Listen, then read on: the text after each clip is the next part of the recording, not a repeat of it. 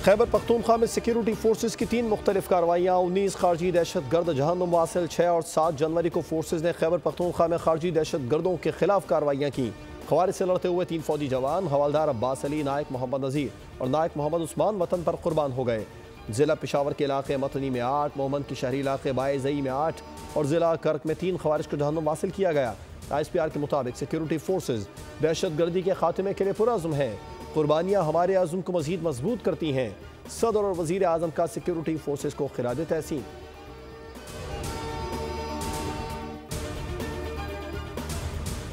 और बिजली की कीमत को कम किए बगैर तरक्की नहीं कर सकते। बिजली की कीमत में कमी के लिए IMF के पास जाना पड़ेगा। इसके लिए वफाक और सूबे मिलकर किरदार अदा करें।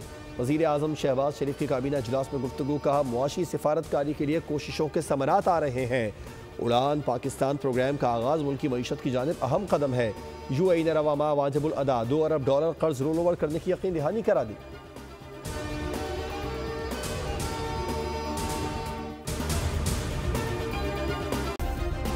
सब्सक्राइब करें और बेल दबाएं ताकि कोई खबर रह न जाए।